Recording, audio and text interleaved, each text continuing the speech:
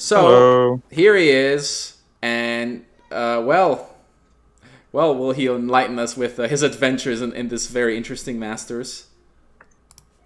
Okay, this one's been really weird. Yeah, okay, first thing, massive elephant in the room, tie breaks. Yeah, we have a five-way tie, by the way. You guys couldn't We see do. the. However, this is tricky because the really contentious one is me and Lyrese because he was 4-0 and then lost. And then I beat the guy that was 4-0. So like if it was a double elimination bracket, what basically happened is like the person that should have lost came the person that should have won would come second, etc. It's a quirk of tie breaks, and it's weird from my perspective because I've never been in this position before, even though a lot of other people have been, because 51 tournaments. Yeah, it happened what But three times now or four? it's happened a few times, yeah. It's rare because a lot of things need to happen, and what happened this time in particular was basically Lyrese was 4-0. He beat Delmar, who beat me, but then I beat him, and they were all 2-0s. So basically, the advantage of him going 4 point first was cancelled out completely. So then it's based on play game percentage and then all of our other opponents. So that's basically why going 4-0 and then losing didn't give him a default higher tiebreak, which is what usually happens because of a really specific situation. So I do feel really bad for him for that because, like, I know from experience getting screwed over on tiebreaks. I haven't been screwed over of a first place, but I have been screwed over from prizes before, where I've ended up fourth. Yeah. um, so yeah, sympathies out to Lyrese. I think the salt is justified. But anyway, so aside from tiebreaks, this Masters. Okay, first off, I actually wrote down. I do this every time. I wrote down all of my rounds and matchups, etc. Excellent. So, first off, overall, I only played 10 games. Every single round was a 2-0. So that's the So I minimum. lost, yeah. Yeah, it's the minimum. I lost 2-0 to Delmar, and then I beat everyone else 2-0. Now, Reanimator, which is card for card, Lyrisa's list, by the way. Just want to say that. It's his list from last Masters, and I thought, no, this is ridiculous. I don't know enough about this deck. So I just took the deck and played like 100 games with it. So Reanimator, one win, one loss, three bans, which was a bit surprising. Well, a little bit. Bats, which is the same exact list um, from last Masters. That was 4 wins and a ban. And then Herm Green brought it back. One loss to Delmar with red aggro, and then 3 wins and one ban. The Reanimator thing was funny because I play a lot on ladder, and I know people look at ladder to see what I'm playing. So I thought this morning, because I keep track of my win rates. So I looked at my win rate document and thought, okay, so Reanimator's the weakest of the three decks I'm going to play. So I'm just going to spam it on ladder this morning so that people ban it, which they did. So nobody actually looked at how the games went. Well, the thing is, it was the weakest deck, but it had an 88% win rate. It's just that the others were higher. But I was banking on the fact that people would just look at the ladder position, see basic Darius, and then anyone that played against me this morning would be like, "Oh, that's his best deck." No, it was my weakest. Herm Green. This was a fun one. This was actually my strategy going into this. I spammed a bunch of decks, looked at what they all lost to.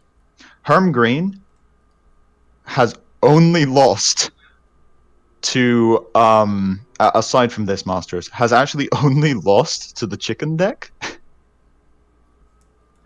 So I was like, okay, so it's only lost to chickens, and then it had one loss that was a miss lethal, so that's my fault, not the deck's fault, and then one loss that was shrines, and like any deck would lose to shrines. So I thought, Yeah, just ask Larry's. yeah, I know, right? I thought like if I just ban chickens, this is basically a perfect deck for conquest, and it turns out yes, yes it was. And then bats is nuts. I've played so many games of bats now that I know all the tricks to it. There's a lot. It's a very high skill cap deck, so the more you play it, the just better win rates you get. And, well, I didn't lose a game with it today, and it's got like a 90% win rate against everything. So it only has one counter, which is Order Dominion Control, because of that shrine. The shrine really messes with you because you can't helm stuff, and if you steal things from their deck with the hero power, they just shrine it and it comes back to their field. Oh, what about Yeah. paralleling one of the bats so you get the 5/5 immediately? Parallel and Helm are funny. They do cause some issues. This is actually funny because you get into Helm wars where they'll helm a bat and then you helm the same bat back. And like it goes back and forth and it's a mess. It doesn't turn back though, right? If you helm the 5/5. No, it's just like, oh, it's a 5/5. I'll take the 5/5 back. It's like, because why not? It's a good thing to steal, but then it just keeps happening. But when they helm a different bat that's not already weak. Yep. It's a mess. Now, as for rounds, so round 1 was against Lezumo. He banned, well, basically he banned Reanimator, and I played 2 games against him. The first game was pretty easy. The second game was insanely close. It was against Mill with a control deck, and it went down to 1 card in my deck. Oh. And it was closer than that. It was it was unfortunate it wasn't on stream because it was a pretty cool game. Basically, I had some Lifebound stuff going on. I had 3 cards in my deck. I attacked because of Lifebound. I got to 37 life. I then used a shrine to sacrifice the vampire to gain 2 life, drawing 2 cards, and then used the spirit to gain the last one. So I got a 40 life win condition with 1 card in my deck. So that was maybe the closest game I've ever played. Like, I'm not sure how you get closer than that. But yeah, so that was pretty nuts. Round 2. Round 2 was versus Berserk, which was 2 wins against his Advanced Never deck, which is like Nature Rage, Advanced Never. I don't think he was playing Fairies, but it was in the same kind of idea, you know, Chimera, things like that. Delmar, oh my god. Okay, I'll talk about Delmar later, because that was an interesting round to play from a maths perspective. But anyway, round 4 was against Wisp. That was another 2-0 against, well, the Fairies deck. The Fairies deck with the statue, and then his basic Never deck, which is Spirits, which is super cool, by the way. I think that deck is amazing. Bats is one of the hardest counters to that deck imaginable, and I've played against him enough that I know what the deck is, so there's no surprise factor. So, like, yeah. If I didn't know what I was playing against, it might have caused some issues, or if just simply his Advanced Never deck had done better. And then Lyris. Now, you know, I'll talk about Lyris last. So Delmar's playing triple aggro. Well, okay, he's playing 2 aggro decks and then a Coronas deck, which is basically bats, but more aggressive, I think, from what I saw. He basically killed me as an aggro deck. The thing about triple aggro is, as you saw in the exact next round when you play against Lyris, triple aggro is about matchups.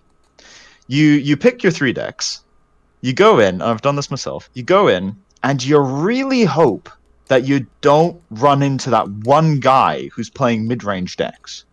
Because if you do, you will lose instantaneously. But if you don't, you'll probably beat everyone.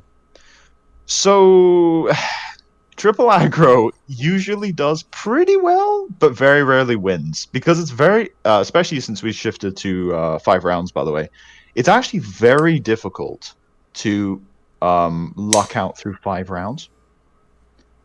So, like, if you're playing a lineup that's already high variance, it's a little rough. Because triple aggro operates on the principle that aggro decks are more likely to win one of the 2 games they get played in. Like, if you play, I don't know, if you play like mono red aggro twice in a row, it probably will win one of those games, right? Like, it's gonna edge something out. You're gonna draw pretty well. So I'll probably do that. Doing that for 5 rounds is hard. And the other things it runs into is going first versus going second matters a lot for aggro decks. So that's more randomness. And opening hand matters a lot because the games are short. So deck building matters more, and mulliganing matters more than how you play, which is fine, but, well, you'll get a lot of free wins, but you'll also get a lot of free losses. Free losses, huh? So, My favorite kind. yeah, so you live by the triple aggro, you die by the triple aggro, basically. To be honest, I don't think we're going to see a triple aggro win a Masters for a while, unless we've got like some particular balance-related thing. It's just really hard to win that consistently with aggro decks when you're dealing with Conquest. So, yeah, that was interesting. Random comment, by the way, I only went first twice this entire tournament. You mean across all the games you played? Yeah, I went first once in round 1, and I went first once in round 4, and I went second in every single other game. It was kind of insane. There was one game where going second was better for me, but going second is generally worse. Against Delmar, by the way, going second was a death sentence. Like the decks he's playing, if you go second, you're pretty much dead. Especially the Hermelian game, which you saw on stream, which might be the most one-sided game of the entire tournament. It was basically over on turn 2. That was ridiculous. But right, final round. There's a bit of history to this because basically the last 8 months I've got into top 4 in every Masters. I have only lost to Lyris. Like, seriously. It's ridiculous. Like, he hasn't even won all the tournaments because in the last Masters, Torix won, didn't he? Like, I lost to Lyris and then Lyris lost to Torix in the final. But, like, it's insane. So, so I basically only lost to Lyris because I wasn't very good at dealing with his play style, and I didn't know his decks very well because he doesn't tend to play meta decks that much. So it was a bit of a blind spot for me. Like, I've played against him 6 times, I think, including today. But like before the games today, he'd beaten me 4 times out of 5 in Masters, yeah, at least recently. So yeah, that was ridiculous. So at the beginning of the month, I was like, this is not going to happen again. I'm going to actually learn these decks. So I did. I spent time learning Reanimator, Fairies, Torix, like OW deck. I didn't even intend on playing them. I did play Reanimator in the end because I actually liked it, but I didn't intend on playing them. I was just like, this is nonsense. I'm not losing to the same guy again. So especially because Lyris tends to play at least Reanimator. That's kind of his thing. So I did. I just learned the decks really well, and then went into my games with Lyris and thought, if I just ban Reanimator, he probably just loses, right? And he did. Bats crushes that deck, the Order Wisdom deck. I did get triple ramp, but I know from experience that triple ramp just made that game end faster. Like, it pretty much usually goes the way of the Bats deck. You just out-tempo them, and your hero power steals things, and it's rough. And then the second game, Herm Green. Now, he lost because of a shrine. He did. I just want to say that. However, even if he didn't miss that shrine, I'm not convinced he would have won, because I went second and I had a trap on turn 1, which is actually quite difficult to deal with for the basic Alexa deck. Because they can't use the hero power, so it's a massive tempo loss, and the only way to deal with it early is Pacify. So if you just don't run into the Pacify, they're going to lose their turn 3 for your turn 1, which puts them behind in tempo, and Herm Green only needs a slight tempo advantage to kill someone. So, yeah, it was pretty bad from that point. And also, even if he had won that game, the third match was Red Fairies against Hermelian Green, which is massively favored to Hermelian Green. They just can't deal with the 4-speed elves with my emblems on them. It's like actually a lot of aggro decks are like that. They just can't deal with those 1/1s. So yeah, so I wasn't too worried about that. I did not, however, expect to end up winning the tournament because of that, but tie breaks. Yeah, speaking of fairies, because I saw quite a few of them playing, and yeah, removal seems to be a constant problem for them. They just don't have any of it. Yeah, I'll be completely honest. Like, okay, that fairies deck, the red fairies deck, was Torix list that then got picked up by Lyris and Wisp. I don't want to be too mean, but I don't think the deck is good. I think I think the 3-color fairies deck is much better. Well, yeah, And vengeance is really good. Vengeance is like the strongest fairy, and in still life, Vengeance basically makes it almost impossible to fully clear the board. And also, you get like power shot usages. Sure, you're slower, but like speed will win you some games, but it doesn't win you that many games. So I don't know. And also, that deck is weird. It's like it's faster, but it's also using like the nature incarnate and like the statue, which are slow value cards. So I don't know. I don't like that deck. I looked at it, played it a bit, and I wasn't impressed. And then played against it twice today, and I wasn't impressed either time. The statue I was yeah. there's only one game where actually we saw the statue do anything. That was towards the end when like it was someone actually had enough mana to play like 3 spirits. Yeah. Well, this is an interesting thing because the statue, like in theory, that's pretty good. It's like a card. It's like 2 mana, draw 3, effectively. But you need to have like 8 mana Yeah. though, or at Yeah, but like you least. can do it over 2 turns. So you can play the statue. As long as you don't activate it, it'll stick around. So you can play the statue and activate it next turn. So like in theory, 3 cards is nice. The thing is though, are you gonna be winning those games that you get to that point? Like this is my main question, and I think this is something people don't consider in deck building. You can add cards for these kinds of situations. But chances are, if you're playing a deck that doesn't want to be in these situations, you're probably already lost anyway. So by adding these things into your deck, you're just making the deck less consistent. Um, And that's in so addition to having yeah, to run these weird one-offs, yeah, basically. exactly. So yeah, I'm not a fan. I think I think there's 2 things people don't um account for enough when deck building and also playing. One is consistency, it matters a lot. And 2 is tempo.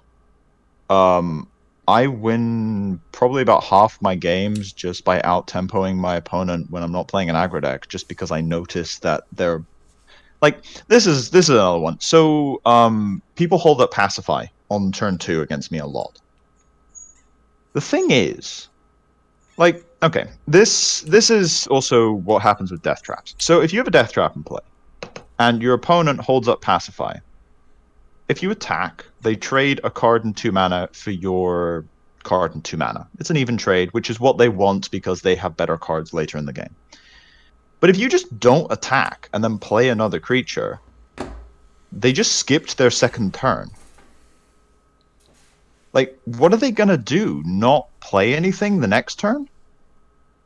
Like, if they keep doing this, then by the time you reach turn 5 or something, unless, I mean, they're suffocating things that can catch up, but if someone holds up Pacify for 3 turns in a row to deal with a single death trap, as long as you're still playing stuff, and these decks have ways of protecting things, you can literally not attack, and they'll get to turn 5, and they've wasted 8 mana, and you've got 14 damage in play.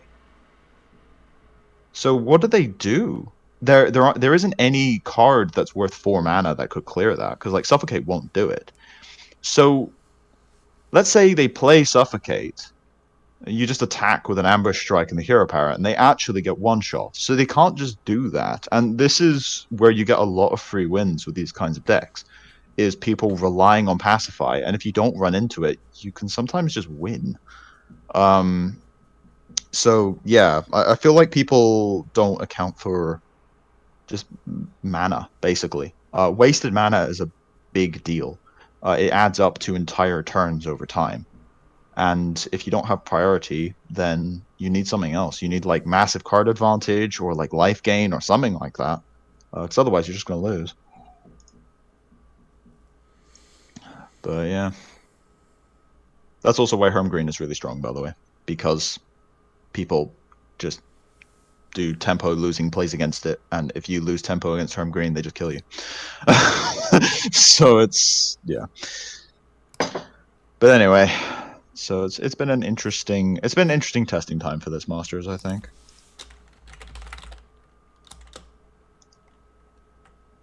I think I've killed Fuzz. No, I'm here. Just I think the stream lagged a bit, so I was looking at it, but then it recovered. Okay.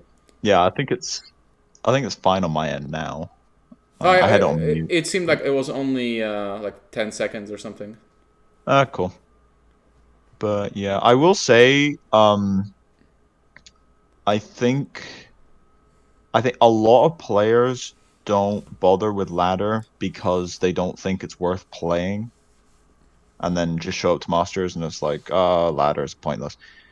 I disagree. I actually think that people that play a lot of ladder, first off, they're catching up. Like Zethras, for instance, is getting to a point where he's a legitimate threat to like who you'd consider the like top 5 or 6 players.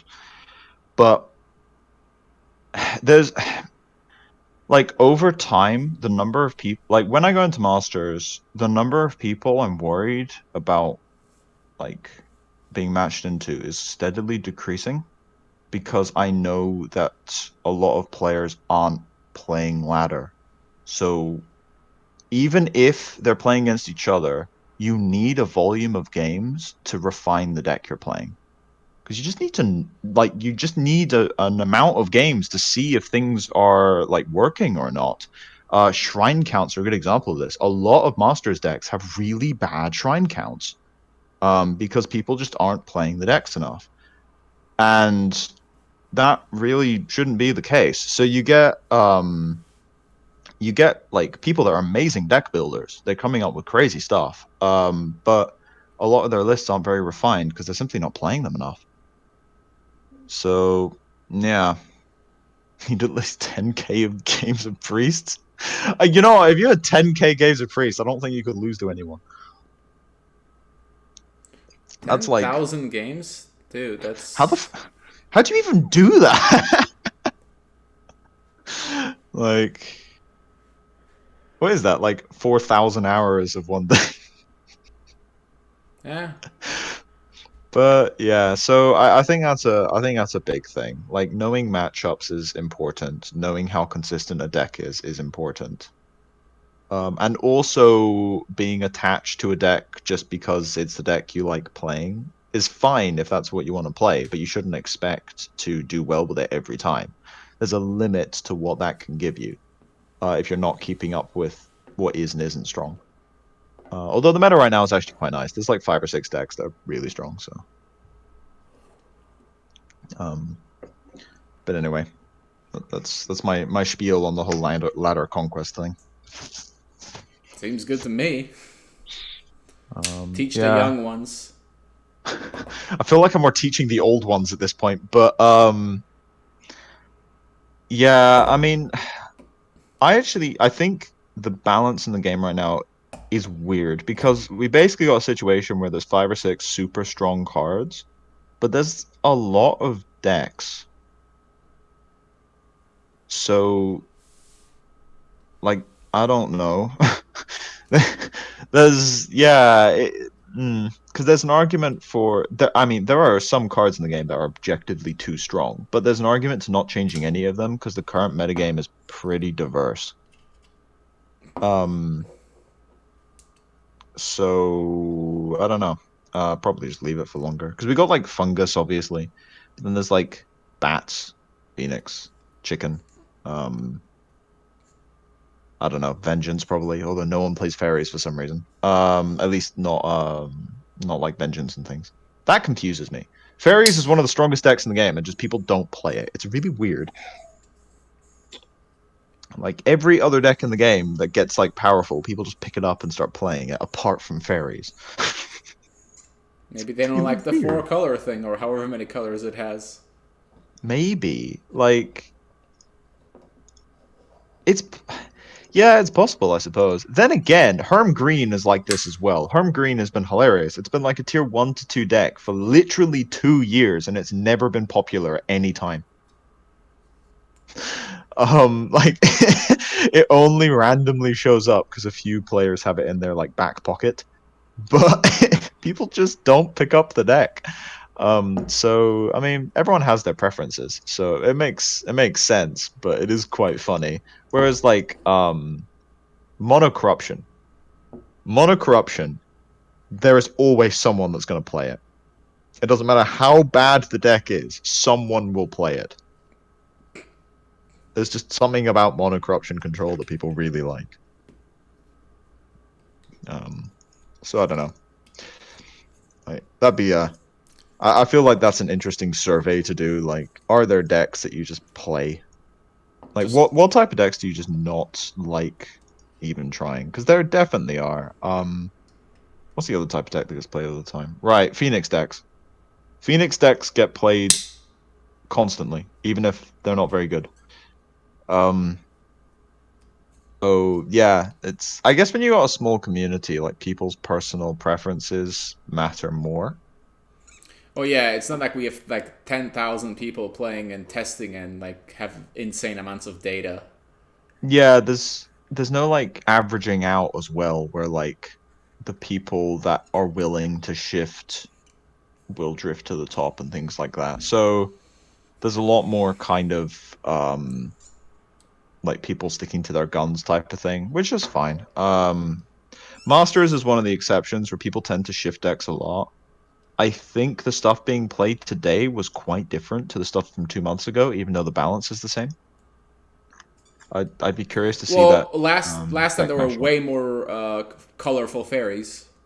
I mean, vengeance was Yeah, everywhere, and I mean, I now like played I didn't see a Spirits single last one. Masters. like, And I mean, I played we had some of these Fairies as newer well. players bring some unexpected things. Like there was some mono wisdom weird thing that seems like it should have had lamp but didn't. Oh yeah, there was multiple games that was red players getting destroyed by electrostatic armor. Oh yeah, that was that too. That was pretty funny. I think who was it? That, Was it Mortal Control that was doing this? that was the one with silencer as well. That was the more brutal one, I think. Oh yeah, the one of the last games we watched was a dude had literally one wall with the electrostatic armor and just kept spamming silencers. The other guy just could do nothing. It's like artifact destruction is your friend. You're playing Rage. Yeah, like one Dragonfire solves the problem completely, right? I know. It was like I don't. I mean, you're on 10-minute delay, but in chat we were just like, he must have Dragonfire in his deck, right? Like, he is he only 2 levels, and then he played a Phoenix, and it's like, okay, there has to be one.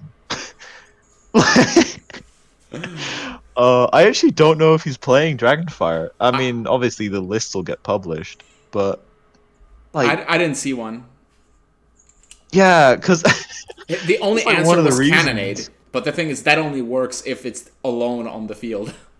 That blew my mind, by the way, because like I actually didn't know how that would work, if it doubles the damage taken or if it like doubles the damage assigned, if you know what I mean. Well, Um, it doubles the damage assigned. Hang on, I can actually look at the card yeah, now. so it dealt like because it clearly dealt 8. Yeah, it worked for killing it. Yeah, it did work because like we were talking about this in chat for a bit, going like, wait, is this gonna assign 1 and then double it and do 2? But no, it killed Oh, it, it's so the it must four be mana assigning card. 8. Yeah, it's dealt double the damage that was assigned to. So if you assign 4, you deal 8, right? Yeah, okay. Because the damage is not assigned one at a time. It's assigned at the same time, or Yeah. rather, it's executed at the same time. I should say. Hmm. Yeah, that makes sense. I mean, even the wording is correct on it. It's just like it's an interaction you don't exactly see every day. Um, Man, yeah, Cannonade is still played at 4. It just seems so weak to me. I don't know. 4 damage for 4 mana. I'm not a big fan of it. It's I personally prefer Fire Blast, although Cannonade does have that like single target punch thing. Although to be honest, Dragonfire usually handles that. Um, so even in that case, Dragonfire probably would have done just as good of a job. Yeah. So it's yeah, I'm not a big fan of Cannonade. Some people still play it, but I think at 4 it's a little bit too costly. Fire Blast is worse than 3 mana Cannonade, but I think it's better than 4 mana Cannonade. So how come we didn't see more of the blue Burke with the new axe thrower dude? That was like Oh, this is interesting. So wrecking the place last time. I've played this deck a lot. So the let me give me a sec. Okay, so I've got my 213 game spreadsheet from this month. So I did play the version I tried was the more mid-rangey one with like phoenixes and elders and things. Um this is an interesting one because I actually could have picked this as well because it was 16-7 over 23 games, which is 70% win rate, which is okay, that sounds good, but when you're looking at ladder, you kind of need like 85 to climb above second place, which is how I generally do stuff on ladder.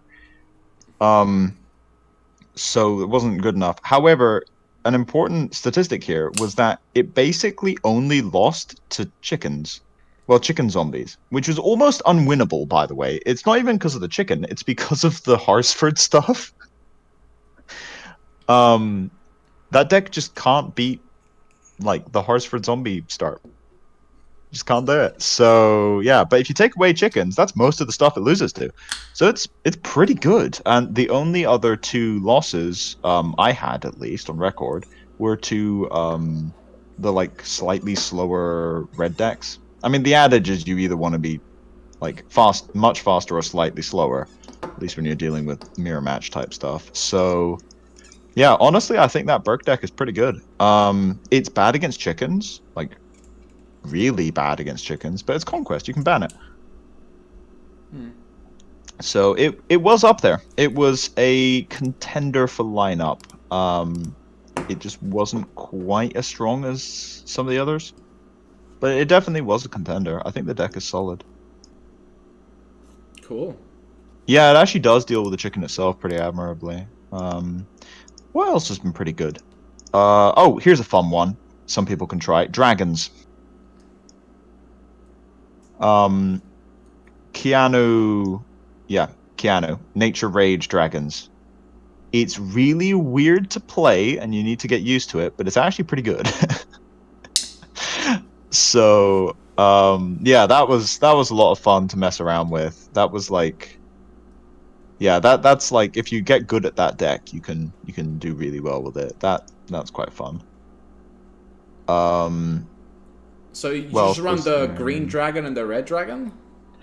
Yeah, well, it's let's see. I haven't played this in a while. It was Juanma's deck, and they kind of wanted a bit of help figuring it out, so they sent it to me, and then I played a bunch of games with it and worked on them a bit. Anyway, so it's basically Untamed Green Dragon's really good. You can do some color switching with the shrines to make it work for the double green. Red Dragon with Altar of Dragons helps for late game, and Car is not good, but you need a dragon for Dragon Assaults to even be played, and Dragon Assault is amazing. So yeah, it's surprisingly good. Not good versus everything, but nothing's good versus everything. But Man, yeah, surprisingly pretty good. let's get some more dragon synergy up in here, man.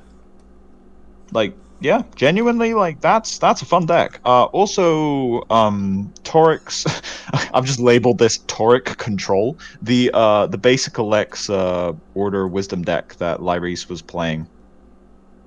Oh, with the crabs and all that? Yeah. It's one of Toric's masterpieces. Where he puts out the deck and then promptly gets bored with it and goes into the next deck while everyone else is like, there's something here I can maybe refine. Wow. I mean, okay, that's a bit mean. He does stick around on some decks, like Artifacts, I think was what he was known for. But yeah, so that deck's quite good as well. It's got some nice stuff. It plays Crab. Like, come on. Yeah, oh yeah, crab. Like, have fun playing Crab. Bats as well was a Toric deck. I played against it. Was this was last meta before stuff was nerfed? Played against it and was like, that's pretty good. And then I basically just made my own version, and that's what I've been playing for the last 4 months. So, like, yeah, like Torix is a great like ideas man. But yeah, like a lot of decks that people play are his ideas. Some better than others. I think the Rage Fairies probably needs to be laid to rest. There's probably a good version in there, but I'm not convinced that what's being played currently is that version. No, it didn't look that good from the games I saw. It looked super janky last Masters as well. Like, weren't you talking about this in the finals? It was like, this kind of works, but it's like stumbling over itself. Oh, I think I was saying, like, this just seems like worse than it could be. Yeah, I might have a crack at it just to kind of see what I can do with the deck. Because I like the idea, because that, what's it called? Passion?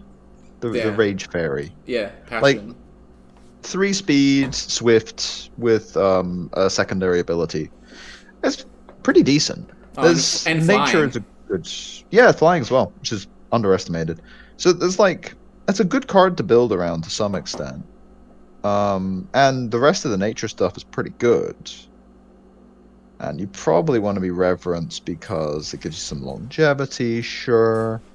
But I feel like just going more into the aggro side of things might be better. Like, you either go full aggro or you go, like, full value with Reverence decks. The kind of half and half doesn't usually work. Yeah, I thought, like, Kayanu seems like it would be better friends with Passion than That's a fair point, actually. Reverence. Because it's the same way that Firebrand Goblin worked really well with it. But Firebrand Goblin gave everybody Swift. Yeah, not just Firebrand, itself. It does give everyone Swift, but then, like, Passion is also 3 speed. Yeah.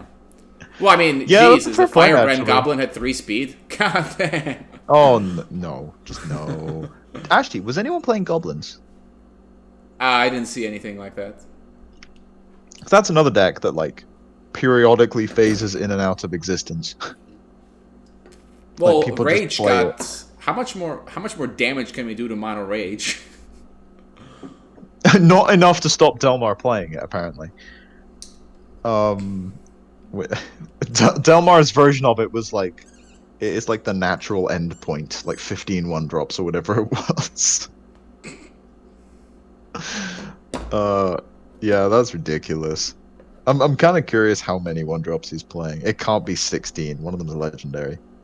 Oh yeah, I saw the one opener where he played Lizard and then played the Gruels to give the emblem and then the Satyr to kill like an enemy 1-drop. Like, wow, that's gross. That was against me. That may have been. I was like, and I'm dead. Okay. Seriously, that was like, okay, this is going to be interesting. I'm going second in the aggro mirror. Got a 1-drop. Okay, I'll play my 1-drop. He's got a Lizard. Double 1-drop. Kill 2/2. Never mind. It's like, is there a single set of cards I can draw from here that get me out of this? That was ridiculous. I mean, that kind of draw's not going to work against every deck, but against other aggro decks, that's brutal. So yeah, target emblems. Maybe that's the way to go. Maybe target emblems is where Rage Aggro is at nowadays. His Coronas deck is also kind of interesting. It felt a bit like a slightly faster version of the like Advanced Despina Bats deck. Yeah, because you can just keep adding more creatures with the birds. Yeah, I might have a look at that because it's like, you clearly get a better early game, like 100%. But you're also self-damaging yourself, and you lose out on the like free win against Rage decks because you can just keep taking Phoenixes. So yeah, that's interesting. But like, you also get a free token for what's it called? The 1 mana like sacrifice kill. Devious plot. Yeah, I play this card. Why can't I remember that? But anyway, yeah. So like, it's an interesting way to take it. So I might look at that a bit. It also gives you more of a earlier start, and Bats is really strong in both aggro and control setups, which is why that card is so good. So being able to pressure early is really nice. So I don't know. I might have a look at that because it's an interesting idea. I'd be kind of curious, like what the rest of his list is like as well. How much does So yeah, vampirism itself contribute to this? quite a lot. I mean, I'm playing. See, I think I'm playing two. Am I playing two? I'm playing three. Yeah, because you don't. You basically you want one because you basically just play bats, and then if the bats survive, you play a vampirism, and you probably win the game from there. Also, Prinha's a vampire as well, and that's pretty brutal. Yeah, I was wondering if that's why she kept showing up. Yeah, Prinha, and also Bloodseeking Mutant is incidentally a vampire. Well, that shouldn't be a So surprise. Have you seen that guy? I know, right? But yeah, Bloodseeking Mutant's actually really good in these kinds of decks because it's exactly what you want. It's like removal, but also a creature, helps with the small guys, and works with vampirism. So it's pretty much perfect. Also, Cataclysm, one of Cataclysm in bat decks. This is weird though, because I feel the thing is I started playing one Cataclysm in this deck, and I've played this deck a lot, so people and I don't disable the spectate, so a lot of people watched it, which means this one-off Cataclysm has started showing up in a lot of people's decks, but I don't think people know why it's in the deck. Because it only is like it's only in the deck to beat Reverence decks. That's it. Like it literally is only in the deck to deal with fairies. Because it clears their board, and then if you have a bat in play, it turns into a 5/5.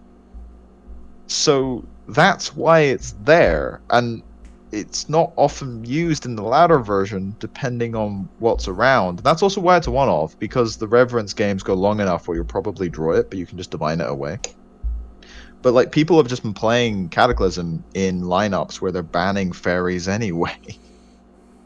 So it's like, why even play the Cataclysm if you're banning all the decks it's good against?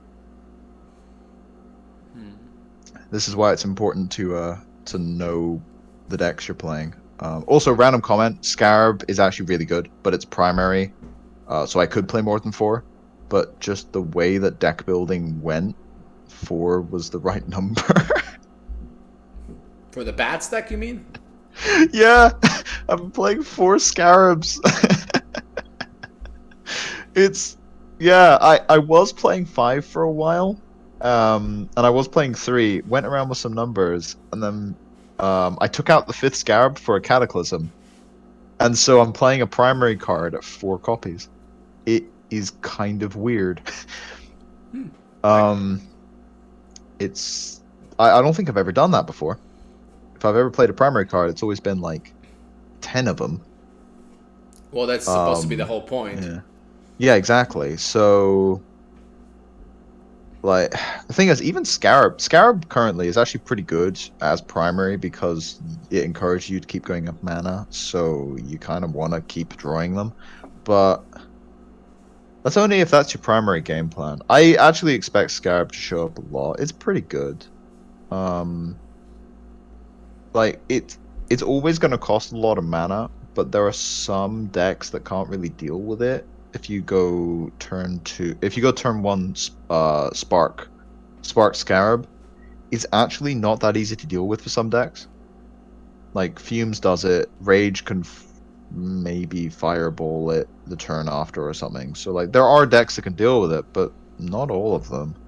And also on the topic of tempo, if you're playing against a deck that has to go out of their way to kill this thing because they're playing like Nature or something like that, sure. They've now just traded the first 3 turns to deal with the Scarab and like something else you played, and you're playing a control deck. That's good. So yeah, people often rejoice dealing with the Scarab, and it's like this is an incidental Like, you wouldn't rejoice killing the early assassin, if you know what I mean. Right. So, and that's the function it plays in the deck. Because I don't use the Blades Shrine. I actually haven't used the Blade Shrine in a long time. But like that's where it functions. Actually, you know what? This is probably the last point I'll say. Dominion Shrines, skill shrines. So the Dominion skill shrines cause problems because they're all good.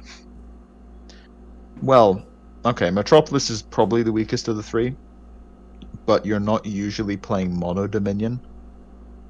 So, with Wisdom Dominion, you would play the Wisdom Draw Shrine, whatever it's called.